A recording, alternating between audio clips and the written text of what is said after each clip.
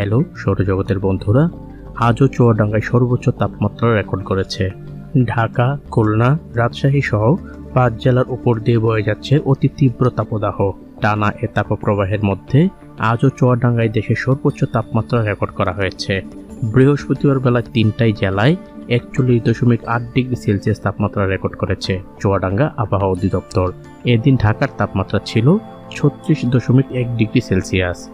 এর আগে গতকাল চুয়াডাঙ্গায় তাপমাত্রা ছিল দেশের সর্বোচ্চ 42.8 ডিগ্রি সেলসিয়াস। এছাড়া এপ্রিলের শেষ দিনেও জেলার সর্বোচ্চ তাপমাত্রা 43.7 ডিগ্রি সেলসিয়াস রেকর্ড করা হয়। চুয়াডাঙ্গা আবহাওয়া অফিসের সিনিয়র পর্যবেক্ষক রাকিবুল হাসান জানান, জেলায় সকাল থেকে ছিল তীব্র তাপপ্রবাহ। সকাল 9টার পর থেকেই রোদের তাপ বাড়তে থাকে। বেলা বাড়লে অনেকেই রোদের তাপ সহ্য করতে না পেরে নিরাপদ আশ্রয়ে যায়। বেলা 3টায় তাপমাত্রা উঠে আসে সর্বোচ্চ পর্যায়ে। এ অবস্থা আরও 2 দিন থাকতে পারে। তারপর বৃষ্টি হলে তাপমাত্রা কমে আসবে। এদিকে দীর্ঘ তাপপ্রবাহের পর কয়েকটি জেলায় বৃষ্টি হয়েছে। এর মধ্যে কক্সবাজারের সর্বোচ্চ 11 মিলিমিটার বৃষ্টিপাত হয়েছে।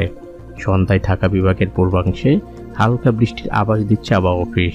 তবে 11 মের পর আবারও বাড়বে তাপমাত্রা। মাসের মাঝামাঝি বঙ্গোপসাগরে 1 থেকে 2টি নিম্নচাপ সৃষ্টি হতে পারে। এর একটি রূপ নিতে পারে ঘূর্ণিঝড়ে।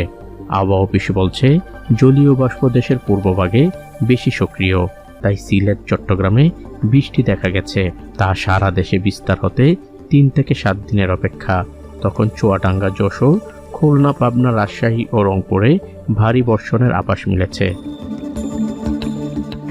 আপনি যদি আবহাওয়া সম্পর্কিত সর্বশেষ আপডেট জানতে চান তাহলে এই চ্যানেলটিকে সাবস্ক্রাইব করতে ভুলবেন না। তো আজ এ পর্যন্তই, দেখা হবে অন্য এক নতুন ভিডিওতে।